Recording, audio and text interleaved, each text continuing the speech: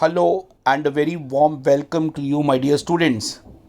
I know that you are very busy with your second unit test, so I decided, let me not go into the detail and depth of the history chapter, but rather I decided to begin with chapter number 5, that is the state government.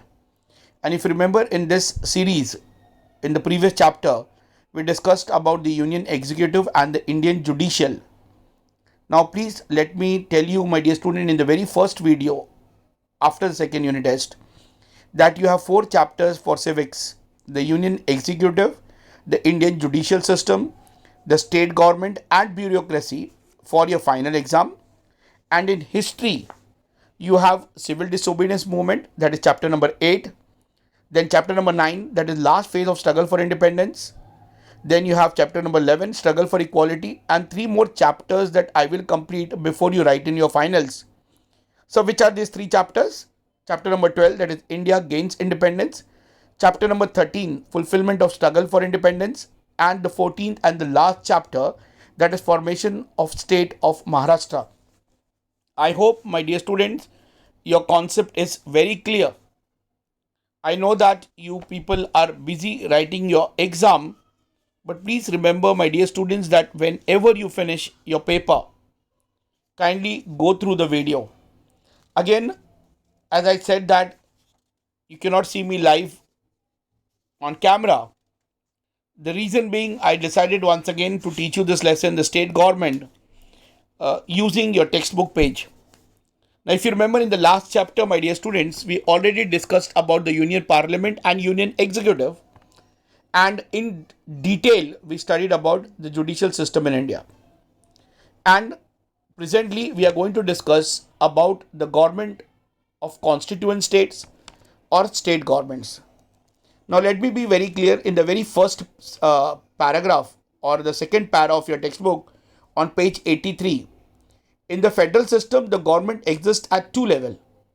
Now, we discussed about the central government, and today we are going to talk about the state government that works at the state or regional level. Now, sir, why we decided to have this kind of government in the state? You all know that India has a large geographic expanse with multicultural population. And you are also aware with the fact that there is diversity in language, religion, ways of life, and regional characteristics. It would have not been possible to govern from a centralized place, and therefore the constitution has adopted a federal setup for India. It is as simple as, my dear student, that if we just imagine have just one head boy and a head girl, can they manage? Can they run the school? It is not possible. And that is why we have prefects and we have monitors of each class. So let us now assume that the monitors of each class are the member of legislative assembly. Let's assume, I'm saying. And therefore, in this case, when we talk about the state, it was on the basis of this that the state came into existence, and it was included in it the basis of language. And therefore, there is linguistic organization of state which exists in India.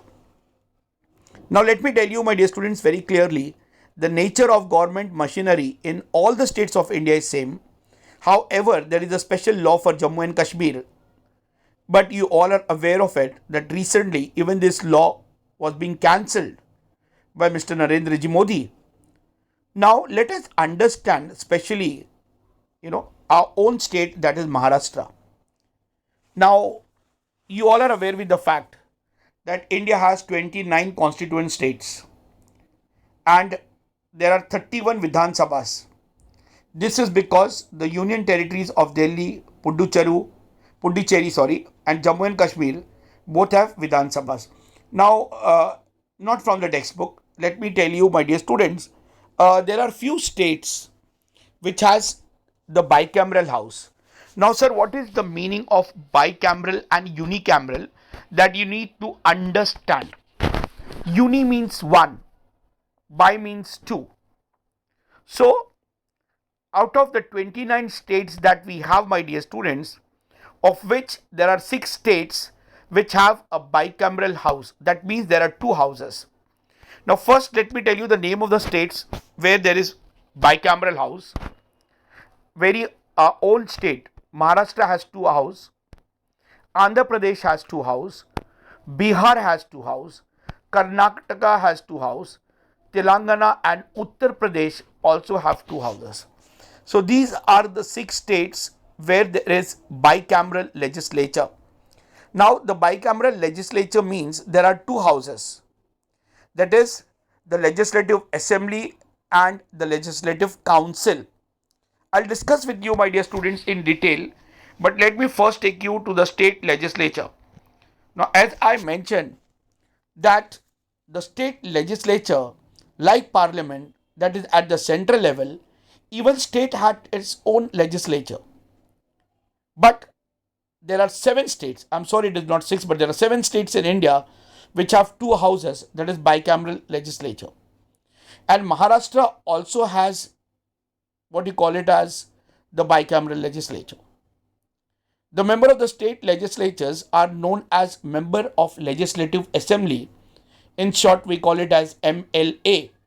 Now, you know, in Ghatkopar East, we have MLA by name Mr. Parag Shaji. Whereas in Ghatkopar West, you have Mr. Ram Kadamji. Now, both belong to the BJP party, okay, of which the symbol is lotus. Now, our constituent has two MLAs. In the similar pattern, my dear student, not only there are MLAs, but there are also MLC. Now, as I said, there are two houses, 29 states, of which all of them, they have the one house, that is the legislative assembly. But there are 7 states which has two houses, that is the legislative assembly and legislative council. And because our state Maharashtra also has two houses, so we have the member of legislative assembly and the member of legislative council. You can see here in the textbook on the very top line. Is it clear, my dear students? See, I'm trying to make your concept clear. Now, what you can see here in the picture is the Vidhan Bhavan. Now, Vidhan Bhavan is in Mumbai. It is very close to Fort. If you ever get a chance to go to Vidhan Bhavan, please go and visit. Sir, this Vidhan Bhavan, you have all the MLAs. Are you getting it, my dear students? This Vidhan Bhavan have all the MLAs who meet here and discuss all the issues that are related to states. I hope I'm going slow and your concept will be clear. Now, the Vidhan Bhavan, which is, as I mentioned, is in Nariman Point. If at all you get an opportunity, my dear student, please go and visit. Now, the legislature of Maharashtra, I already discussed, has two houses, that is the Vidhan Sabha and Vidhan Parishad, which is also known as the Legislative Assembly and Legislative Council. And as I said, that the Vidhan Sabha or Legislative Assembly is the first house of Maharashtra. Now, can I correlate this with a country? Now, we discussed that there are two houses even in the center, that is in the parliament, that is the Lok Sabha and Rajya Sabha. In the similar pattern, we also have two houses, my dear student. One is the Legislative Assembly and the other is the Legislative Council. Now, we are discussing right now about the Legislative Assembly.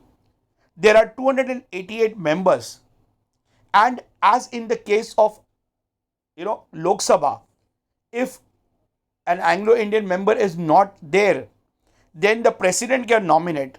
In the same way, if in state there is nobody from Anglo-Indian community, it is on behalf of the president that governor nominates one member from this community in Vidhan Sabha. Now, why, sir, the opportunity is given for the people belonging to scheduled caste, scheduled tribe? Because of its territorial constituencies, my dear students. So that every member, person belonging to every religion, gets an opportunity to take part in the formation of the government. Now, very clear, the tenure of Vidhan Sabha is of 5 years. However, in exceptional circumstances, elections can be held before the completion of 5 years. And who can become, sir, the member of Legislative Assembly? Any citizen. If you remember, I did mention it even in the previous chapter. The first requirement, he should be a citizen. He or she should be a citizen of India. In the case of Vidhan Sabha, he should have completed 25 years of age and he can contest the election to the Vidhan Sabha. Now, talking about Vidhan Sabha, like I said, even the Lok Sabha and the Rajya Sabha, they have speaker. In the similar pattern, the Vidhan Bhavan or Vidhan Sabha, they also have a speaker. Now, let me be very clear. Now, the speaker is being selected by the member of Legislative Assembly. Okay. Now, the proceeding of the Vidhan Sabha is carried out under the supervision and the guidance of the speaker. The present speaker, my dear students, of Maharashtra Legislative Assembly is Nana Patole. Please remember this name. Nanapatole. Nana Patole, who is actually from the NCP party. Okay. So he is the one who conducts the business in the house. He decides about the bill. He decides as to, who will ask question. All this work is assigned to him. Now let us move to the next page. That is page number 84. Now if you look, my dear students, the speaker and the deputy speaker of the Vidhan Sabha, they play an important role. As I mentioned, I said, in the absence of the speaker, the deputy speaker takes the charge of the Vidhan Sabha. Okay. We'll just try to, maybe later when I remember as to who is the deputy speaker of Vidhan Sabha, I will surely let you know, my dear students. Yes, if I'm not wrong, it is Narhari Sitaram Zirwal. If you want, you can cross check it with Google, my dear students. Nana Patole, I remember very well, he is the speaker of the Legislative Assembly, and Narhari Sitaram Zirwal, he is the deputy speaker. That is what I remember. Now, the speaker and the deputy speaker are being selected from the member of the Legislative Assembly among themselves. Now, the very first thing, they will see, the working of the house. They will see that the house is proceeding in a very disciplined manner. If at all there is any member who is misbehaving or, is not functioning according to the requirement of the house, that is, for example, if there is a misconduct by him, then he can be removed. And as I mentioned before, and I'm repeating it again, in the absence of the speaker, the responsibility is taken over by the deputy speaker. Simple, like in the absence of the monitor, the assistant monitor takes the charge of the class. And as I said, I'm repeating it, my dear students, that the Maharashtra's legislature conducts minimum 3 sessions in a year. Please remember this. And the budget session and the monsoon session is conducted in Mumbai, while the winter session, please remember this, I'm so sorry, my dear student, while the winter session is conducted in Nagpur. Please remember this, my dear student, very, very important. So, there are 2 sessions actually. Are you with me, my dear student? The monsoon session and the winter session. Monsoon session is when, sir, and where? It is in Mumbai. Whereas winter session is where, sir? It is in Nagpur. But along with the monsoon session, the budget session is also presented in Mumbai. Please remember this. Now let us move to the next para, which we discuss about Vidhan Parishad. Now, as I mentioned, see, Vidhan Sabha is more powerful than Vidhan Parishad. Now, sir, why Vidhan Sabha is more powerful than Vidhan Parishad? Because in case of Vidhan Parishad, though these members are elected, but many of the members are being nominated to the Vidhan Parishad. Are you getting it, my dear students? You really need to understand. It is also called as the Legislative Council. As I mentioned, the people or the members of the Vidhan Parishad are called as MLC, and the people of the Vidhan Sabha are called as MLA. The only last alphabet changes. Both are MLML. Member of legislative, member of legislative. There it is assembly. Here it is member of legislative council. Please remember this, my dear student. Now, why I am going to stress on this house? Because our present chief minister, Honorable Shri Uddhav Ji Thackeray, was nominated in the legislative council. If a person is not elected as a member of legislative assembly and is being assigned with the post, that is either he's been made a council of minister or if he is nominated as the chief minister, he needs to prove or he needs to at least become either the member of legislative assembly or the member of legislative council within a span of 6 months. Mr. Uddhavji Thackeray, who is the president and presently the chief minister of Maharashtra, got elected from the legislative council, my dear students. That is why I was putting a lot of stress on Vidhan Parishad. Now there are 78 members in the Vidhan Parishad of Maharashtra. Of this, some members who are distinguished personalities from the field of literature, science and social service are nominated by the governor, taking it back to Rajya Sabha. If you remember, there are 12 members who are nominated to the Rajya Sabha by the president from the same distinguished field of arts, literature, science, social service. In the case of state, it is the governor who nominates. Now the remaining representatives are elected by the members of Vidhan Sabha, the local government institutions, teachers' constituencies and the graduate constituencies. If you may not be aware of it, just for your information, your history sir, Sir Hassan also stood for the election of MLC, the member of legislative council, and he lost it. I stood as an independent candidate from the teachers' constituency. So any person who is a teacher can stand for the election, and if he wins, he will become the member of legislative council, my dear students, or which is also called as Vidhan Parishad. Now, like Rajya Sabha, the Vidhan Parishad is also never fully dissolved because a specific number of members retire after every 2 years, and these vacant seats are filled again by conducting fresh election for those seats. Now, as I mentioned, my dear students, that the seat never remains vacant like that of Rajya Sabha.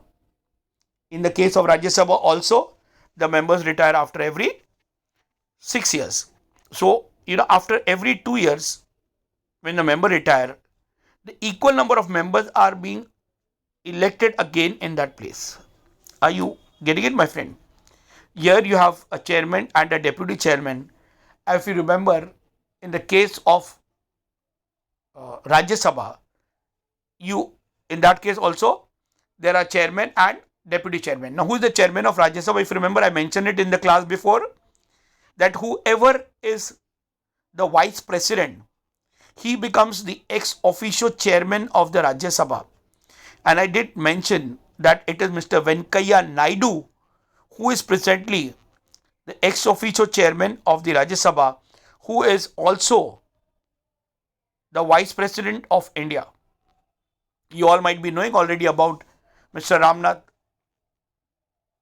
who is the present president of our country, Mr. Ramnath Kovind.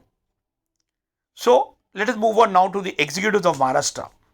Now, again, Teen Ka Fanda here, my dear student. Who are the 3 executive members, sir, on the topmost? The first is governor. I'm sorry. The second, the chief minister, and the council of ministers together form the executive of Maharashtra. Now, you might be knowing, recently this governor was very much in controversy. We are talking about our very own state, my dear student, that is Maharashtra. If you remember, overnight, the chief minister was being elected, though he could not prove his majority on the floor, Mr. Devendraji Fadnavis. And who is the governor of Maharashtra even presently? It is Bhagat Singh Koshyar. If you know him, or at least you might have heard about in the news channel, or you might have read somewhere in the newspaper that Bhagat Singh Koshyar is the present governor of Maharashtra. So the president is a nominal head at the center, while the governor is the nominal head of the state level. Now, please remember, beta, that at the central level, the president is the nominal head, and in the state, the governor is the nominal head of the state. And who appoints the governor? The governor is appointed. Please remember, this comes in fill in the blanks. Governor is appointed by the president, and he holds his office during the pleasure of the president.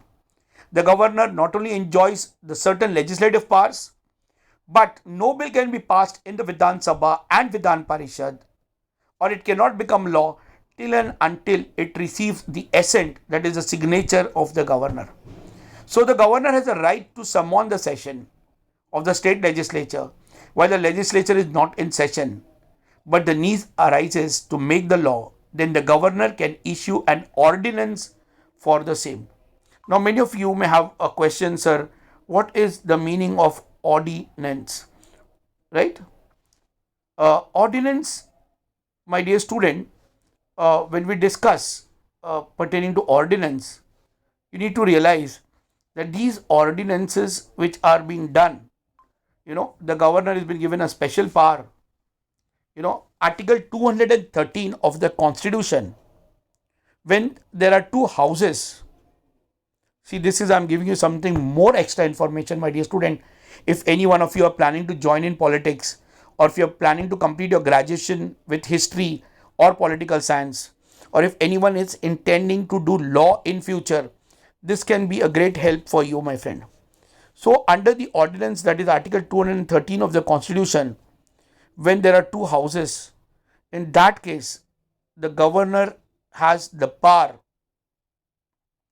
He can issue ordinance for the same. Now, in the case, though we say, like, in parliamentary system, the president is at the top, but who enjoys all the powers? It is being enjoyed by the prime minister. Here, in the case of state, though the governor is the head, but he is only for the namesake. Who enjoys? It is the chief minister and the council of ministers. Please have a look here, my dear student. I'm just trying to enlarge it. Sir, why? Because the chief minister plays an important role. And right now, my dear students, we are talking exclusively about our own state. And I'm proud to say that we have a very reputed, a chief minister with a vision and a mission, Mr. Uddhavji Thackeray, who is the leader of the majority party in the Legislative Assembly. He also includes his trustworthy colleagues in the Council of Ministers. So whosoever has supported him to become the chief minister, if you remember previously, Bharatiya Janata Party, that is BJP, and SS, that is Shiv Sena, were together to form the government. But now Shiv Sena is supported by INC, Indian National Congress, and by NCP, that is Nationalist Congress Party. Now, because these two parties have supported Uddhavji Thackeray to become the chief minister, what Uddhavji Thackeray did, he selected his deputy chief minister, whom? Anyone who remembers? Homework for you people. Chalo. What are you going to do? You're going to find out as to who is the present deputy chief minister of Maharashtra. I'll give you the clue also. He is the nephew of Sharad Pawar ji. He is a most dynamic personality in the Nationalist Congress Party, and he is the deputy chief minister. So you need to find out as to who it is. I can give you the name, but little bit of your homework. Now, what are the functions of the chief minister? See, when you take over the post, you need to perform certain functions. So the function of the chief minister, or the creation of the state executive. Now, once he's been elected as the chief minister, I mentioned you how Uddhavji Thackeray got elected as the chief minister. He needs to see that every member of the community gets an opportunity, or they represent the community. So therefore, the social group is being taken into consideration. People belonging to scheduled caste, scheduled tribe, backward class, women, minorities, they all are being taken into consideration. If you know, the present minister for education is Varshatai Gaikwad. So it's not only that the male members are the ministers, even the women can become ministers. Are you getting it, my dear students? So the girls inspiring in future to join politics, please join. Till today, Dominic Savvy has not been able to create even one minister in any state. So somebody can take up the charge. So in such case, the chief minister has to perform the difficult task of giving a place to all the constituent parties in the alliance. As I told you, the present alliance parties which we have, Shiv Sena along with Indian National Congress and also along with the Nationalist Congress party.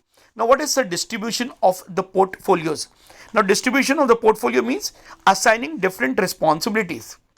Now as I mentioned that all cannot become 288 members of Legislative Assembly cannot become the Council of Ministers. So few are given certain responsibilities. They have been given different portfolios. Let's have a look, my dear students. Now the Chief Minister has to distribute portfolios among the ministers. Now these portfolios which are being distributed by the Chief Minister, he needs to select those people who are having political experience, administrative skill, awareness of public opinion and leadership quality. Now why Varshatai Gaikwad has been made the education minister? She is very highly qualified. She has done a law. She has her own colleges. She is the daughter of famous political leader Mr. Eknath Ji Gaikwad.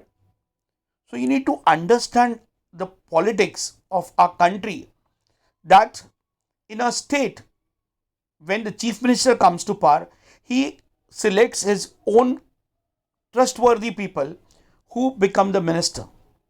Now one such trustworthy person who is from his own family, who is right now the minister in the Maharashtra government, yes, Mr. Aditya Thackeray ji. If you all know this, are you getting it, my dear students? If you know his wife Rashmi Thackeray, children are Aditya Thackeray and Tejas Thackeray. And if you will be aware of it, Raj Thackeray is his cousin brother. Chulat Bhau, apan jala bolto. But he has his own separate party, that is MNS. I don't really want to take you in much detail and the depth, my dear students. I'm just waiting for the school to begin, and we would have really enjoyed it in the class. Now, what is the responsibility? The coordination between ministries and the department is very, very important. You know that any system cannot function without the coordination. What will happen if there is no coordination? The system will collapse, my dear student. And therefore, the chief minister, along with the council of ministers, they play a collective role. They are responsible to the legislative assembly. The chief minister bears the responsibility of the efficient administration. And the absence, as I mentioned, of cooperation and coordination between the department can affect the working of the government. Therefore, the chief minister has to resolve the conflict between departments and ensure that they work towards the same goal and in the same direction. You can see here, my dear students. So the chief minister has to play a very important role. And when we are talking about a state like Maharashtra, you can understand, my dear student, as to what role Uddhav Ji Thackeray sir has been playing.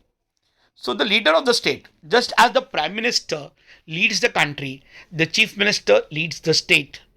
The chief minister has to make new policies by taking note of problems and concerns of people and work towards the welfare of the people of the state. So the chief minister is like the father or the head of the family. So the people look at the chief minister as a problem solver. The chief minister intervenes in issues facing the state and comforts the people. It is the responsibility of the chief minister to see that his state it has peace, to see that his state all the people are happy. And I think Uddhav Thackeray ji is doing a wonderful job when it comes to call as a leader, as a true father of the state. And therefore, Maharashtra is one of the progressive states in India. And I'm proud to say that I stay in the state which is Maha and Rashtra. Maha means great and Rashtra means state, a great state. The state leads in sectors like education, industry, service sector, health and social security. Terror attacks and Naxalites, these are the some problems which we are having in the certain regions. That is, for example, Gadchiroli, if you can, or you can log it on the Google search and see. So few major challenges is being faced by the state of Maharashtra. But nothing can stop Maharashtra. Nothing can, put down Maharashtra, because सूर आम्ही सरदार आम्हाला काय कोणाची भीती.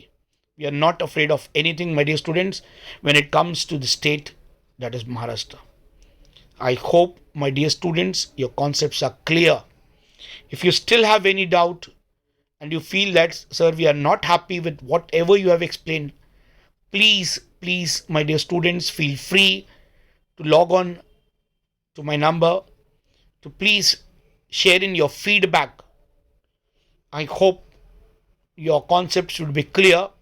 And if at all you have still any questions, my dear friends, you are most welcome. Thank you so much.